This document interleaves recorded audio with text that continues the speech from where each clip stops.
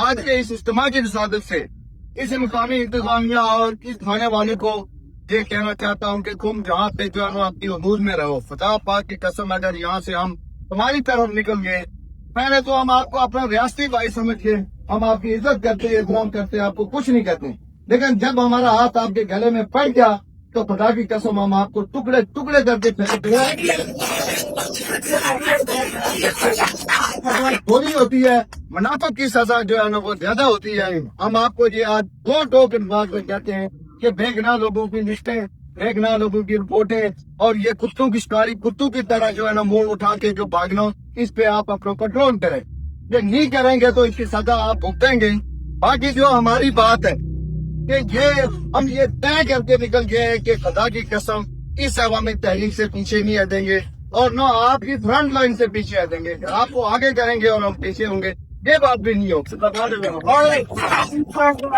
گولی لگے گی تو سامنے سے لگے گی، مر جائیں گے کوئی بات نہیں. یہ اعلان کرتے ہیں کہ ہماری ڈیڈ باڈی بھی جو ہے وہ جو قبرستان میں نہیں جائے گی، وہ اسی لانگ مارچ میں اس کے ساتھ جلد پیچھے نہیں ہٹیں گے. اور جو لوگ خوش ہو رہے ہیں، جو کہہ رہے ہیں پاؤں دبائیں، وہ خوش ہو جائیں، کوئی بات نہیں. یہ تاریخ جو ہے نا میر جعفر اور میر سارا بھی لکھی جا رہی ہے، اور جنہوں نے قربانیاں دی تھی ان کی تاریخ بھی لکھی جائے گی. 50 سال کے بعد جو نسل پڑے گی وہ ہمارا نام کس حیثیت میں لے گی اور آپ لوگوں کا نام کس حیثیت میں لے گی. کہ آپ جو ہماری یہ جو تحریک ہے، ہم نے اس کو پورا من رکھا ہوا ہے. انشاءاللہ یہ پورا من رہے گی. اور